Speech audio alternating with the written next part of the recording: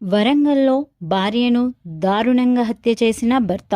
ఉత్తరప్రదేశ్కు చెందిన రితేష్ సింగ్ 6 ఏళ్ల క్రితం బతుకు తెరువు కోసం వరంగల్ వచ్చి ఐస్ క్రీం వ్యాపారం చేసుకుంటున్నాడు.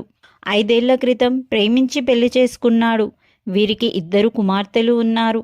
దంపతులు ఐస్ క్రీం వ్యాపారం చేసుకుంటూ అన్యోన్యంగా జీవిస్తున్నారు.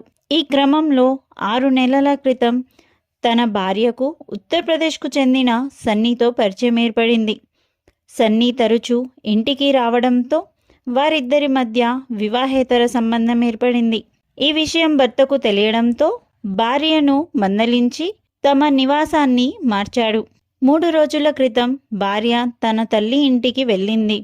ఆ వెంటనే భర్త కూడా వెళ్ళి సన్నీని మర్చిపో, మనం సంతోషంగా జీవిద్దామని సర్ది చెప్పాడు. జూలై 30న భార్యను హాస్పిటల్కి తీసుకుని వెళ్ళి వైద్య పరీక్షలు చేయించగా ఆమె గర్భవతి అని తెలిసింది.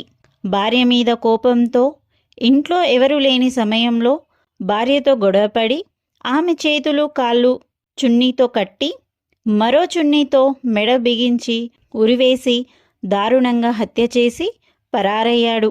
మృతురాలి సోదరుడు ఫిర్యాదు మేరకు కేసు నమోదు చేసి దర్యాప్తు చేస్తున్నట్లు తెలిపారు.